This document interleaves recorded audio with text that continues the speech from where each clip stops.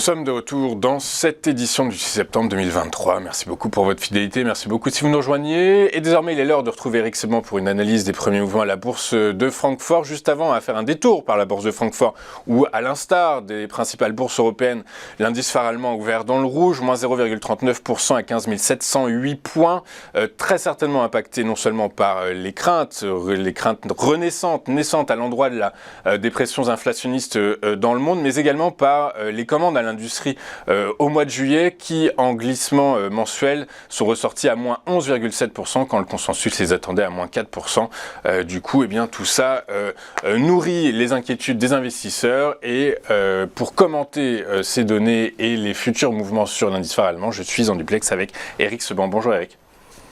Bonjour. Bonjour, merci Éric d'être avec nous ce matin. J'espère que vous avez passé de bonnes vacances. Éric, comme convenu, le DAX a ouvert en baisse ce matin. Les pressions inflationnistes qui font craindre un revirement des stratégies de politique monétaire des principales banques centrales. Les commandes à l'industrie en Allemagne qui ressortent nettement en baisse par rapport au consensus et nettement en baisse par rapport au mois précédent. Tout ça, ça va nourrir, ça renforce le sentiment des investisseurs qu'il faut peut-être revoir son positionnement sur le DAX ou un peu à l'instar de ce que l'on voyait avant les congés, eh bien on va évoluer toujours entre une borne basse et une borne haute que l'on peut déjà prédéfinir et il ne faut pas trop s'en inquiéter. Oui, deuxième option, je pense que c'est le plus logique parce que finalement, on n'a pas de nouvelles vraiment fortes. En fait, on peut en effet attendre des réactions de banque centrale, mais on n'aura pas quelque chose de surprenant, c'est-à-dire que tout va se passer dans le calme. Et donc tout le monde va avoir le temps de prendre ses dispositions, c'est-à-dire que comme vous le disiez à l'instant, on reste dans les bornes.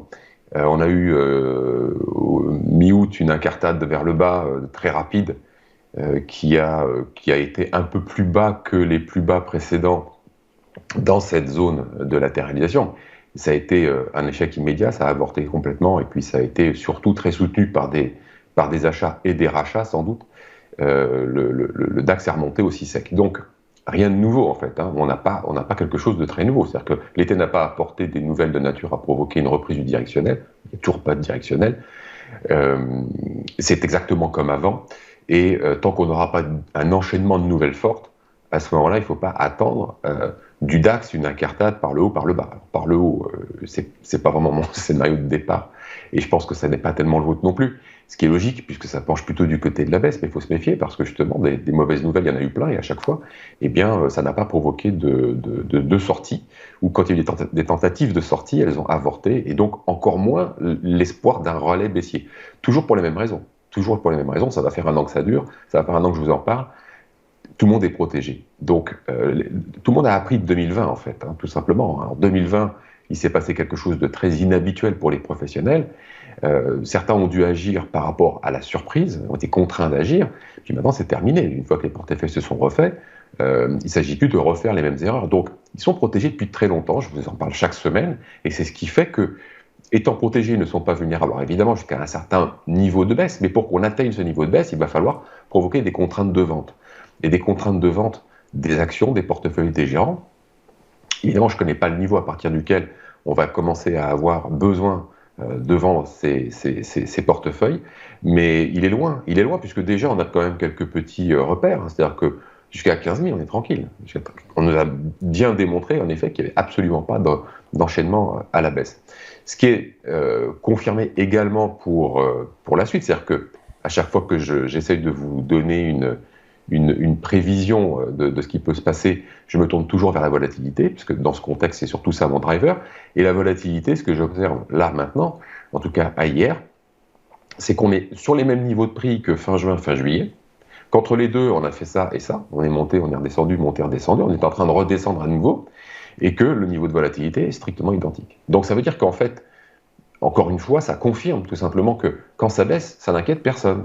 Donc par conséquent, ça nous amène à penser évidemment que pour l'instant, sans quelque chose de vraiment inquiétant ou très surprenant, et puis un enchaînement de choses, parce qu'il ne faut pas faire que ça baisse un peu, il va falloir vraiment que ça baisse, ok, très bien, que les couvertures ne soient peut-être plus opérantes, les protections commencent à ne plus être opérantes, il va falloir provoquer des contraintes de faire, donc il va falloir rajouter encore une mauvaise nouvelle qui serait de nature à penser que ça peut encore baisser.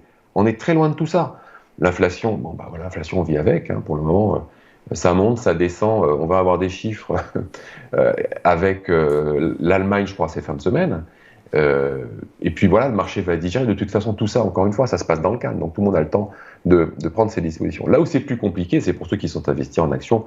Je ne parle pas des professionnels, je parle des particuliers. Parce qu'évidemment, sur un mois, ils voient leur portefeuille faire le yo-yo à plusieurs reprises. Et puis le mois d'après, ça recommence. Et puis c'est compliqué dans ces conditions d'être serein, quoi. C'est normal. On ne sait jamais si à ce coup-là, ça va être la bonne. En plus, on a toujours ce flot de nouvelles qui peut s'amener, qui peut être apparenté comme anxiogène par moment, donc impactant psychologiquement.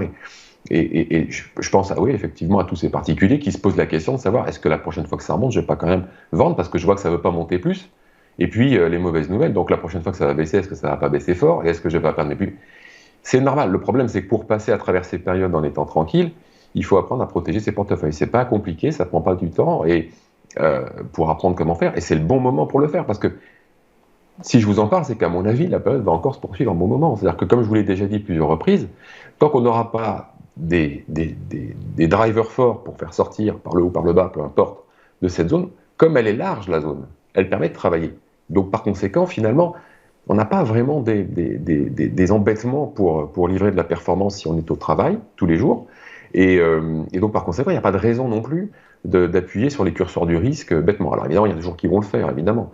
Tout le monde ne fait pas de l'intraday. Mais il y a des écarts suffisants pour travailler et gagner très largement sa vie sur les indices dans cette période qui peut, alors pour certains, apparaître comme étant directionnel quand à l'intérieur de la grande phase on voit des mouvements de hausse et des mouvements de baisse, mais qui restent encore totalement latéralisés. Encore pour preuve, voilà, 18 août je crois, tentative de sortie par le bas, avortée immédiatement dans la journée. Ça n'a pas traîné. Et ça n'a pas traîné. Eric, les bornes hautes et basses, du coup, c'est quoi? C'est 15 000 points en bas et 16 000 points en haut, globalement? Oui, 16 500, 15 000, ouais, 1500 d'écart, vous avez largement de quoi travailler. Hein.